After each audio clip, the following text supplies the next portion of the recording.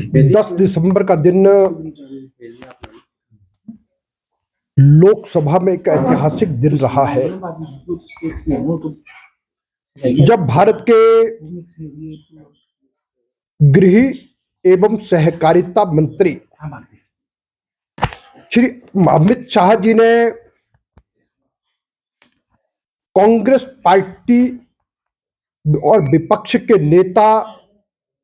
राहुल गांधी और इंडी गठबंधन के द्वारा एसआईआर पर जो प्रश्न उठाए गए थे, जो आरोप लगाए गए थे, उसका उत्तर भारत के गृह मंत्री जी ने दिया है। और भारत के गृह मंत्री ने संवैधानिक लोकतांत्रिक परंपराओं के अनुरूप राहुल गांधी और इंडी गठबंधन के एक एक नेता के आरोप का जवाब तथ्यों के आधार पर दिया है। अच्छा। और उन्होंने ये कहा कि चुनाव आयोग भारतीय संविधान की धारा 326 के अंतर्गत बनाया गया है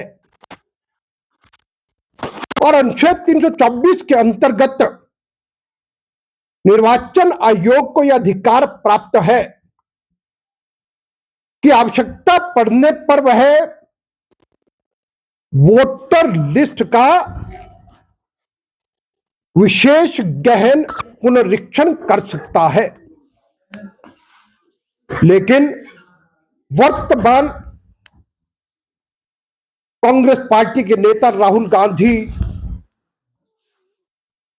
चोर मचाए शोर की भांति हल्ला करते हैं। चोर की दाढ़ी में तिनका, यह उनको समझ आता है, लेकिन तब भी कुछ ना कुछ कहना, बिना सोचे समझे कहना, यह उनकी आदत बन गई है। और भारत के गृह मंत्री अमित शाह जी ने कहा कि देश की आजादी के बाद 5 बार एसआईआर की प्रक्रिया देश में हुई है, तब तो कभी कोई नहीं बोलता था। और उन्होंने यह भी कहा कि देश की आजादी के लगभग 73 वर्ष बीतने तक सीधा प्रधानमंत्री के द्वारा चुनाव आयुक्त घोषित किए जाते थे। लेकिन भारत के प्रधानमंत्री नरेंद्र मोदी जी के बनने के बाद अब कानूनी आधार पर, जिसमें अध्यक्षता प्रधानमंत्री की रहती है और साथ ही विपक्ष के नेता भी सदस्य के रूप में आते हैं, तब जाके चुनाव आयुक्त घोषित किए जाते हैं। और एक एक बात का उत्तर उन्होंने दिया है और अंत में उन्होंने कहा कि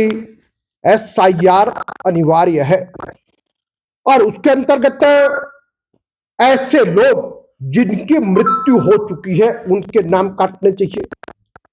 ऐसे लोग जो एक स्थान से दूसरे स्थान पर चले गए, या ऐसे लोग जिनके नाम 2 जगह पर दर्ज है, और उसकी एक बड़ी शर्त यह है कि भारत की वोटर लिस्ट में वोटर वह बन सकता है जो भारतीय नागरिक है।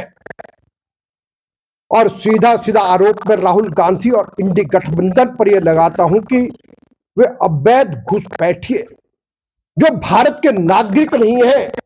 जब उनके नाम एसआईआर के माध्यम से बाहर जा रहे तो ये तकलीफ उनको हो रही है। लेकिन श्री अमित शाह जी ने कहा है कि ये प्रक्रिया चलती रहेगी, क्योंकि एक भी घुसपैठिया इस देश के अंदर मतदाता ना बनने दिया जाएगा, ना उनको संरक्षण देने दिया जाएगा। और इसलिए यह है कि अब आगामी दिनों में जिस तरह से कांग्रेस पार्टी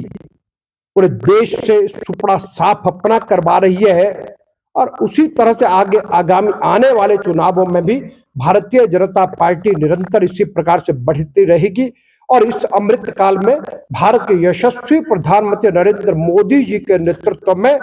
हम 2047 तक एक संकल्प लेकर के चले हैं कि 2047 का जब सूर्य उगेगा तब भारत दुनिया का सबसे विकसित देश होगा, उस सपने को साकार करने वाले हैं।